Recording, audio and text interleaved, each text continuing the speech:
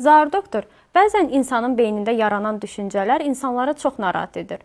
Bu barədə nə deyə bilərsiniz? Gün ərzində hər bir insanın beynində çox sayda düşüncələr gəlir və insanlar bu düşüncələrinə müəyyən bir şeylər düşünürlər, qərarlar qəbul edirlər. Lakin bəzi hallarda bu düşüncələrin bir çoxu gərəksiz olur, lüzumsuz yerə hər hansı bir şeyləri çoxsaylı fikirləşirlər və gün ərzində daha çox vaxtlarını aparırlar. Müəyyən bir işlərini görmənizdə çətinliklər yaranır və gündəlik fəaliyyətinə təsir göstərirlər. Həmin biz bu fikirlərə obsessiyalar, bu fikirlərin təsiri altında olan hərəkətlər isə kompulsiyalar deyirlər. Ümumiyyətlə bu pozuntunun özünə obsessiv-kompulsiv pozuntu deyilir. Daha çox obsessiv-kompulsiv pozuntular özlərini təmizlik barəsində təmiz olmayacaq, təmiz əlimi yumadım, yaxud da ki, təmiz olmayacaq deyə düşüncələrini yaşayırlar. Təkrar-təkrar əllərini yuyurlar, yaxud da dini obsessiyalar olur. Din barəsində hər hansı bir kobud söz deyiləcək, yaxud da ki, hər hansı bir dini düşüncələr, yanlış düşüncələr barəsində obsessiyaları olur. Kontrol etmə kimi olur ki, məsəl üçün,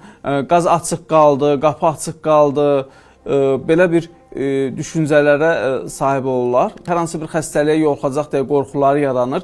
Hər hansı bir infeksiyaya yoluxacaqlar, infeksiya tutulacaqlar düşünürlər və buna qarşı müdafiə tədbirlərini həyata keçirirlər. Və bunlarda bir də daha çox simmetriya fikir verməkləri olur ki, məsələn, hər şey simmetriya olur. Evdə pərdələrdir, ayaqqabı, yaxud da ki, daxil olarkən ayaqqabıların düzülüşüdür, evdə masanın üzərində, mebeldə nəyisə düzəldəndə həmən simmetriya fikir verməyə çox sevirlər. Düşünürlər ki, simmetriya fikir verməsələr, yəni bunlar halmasa nəsə bir bədbəxtçiliklə bədbəxt hadisələr baş verə bilər. Yaxud da ki, bəzi hallarda öz yaxınlarına, öz qohumlarına, özlə qarşı nəsə bir pis hərəkət edəcəyini, yaxud da pis söz deyəcəyini, pis şeylər düşünəcəyi barəsində düşüncələrə sahib olurlar. Bu halda mütləq qaydada həkim psixiatra müraciət etmək lazımdır.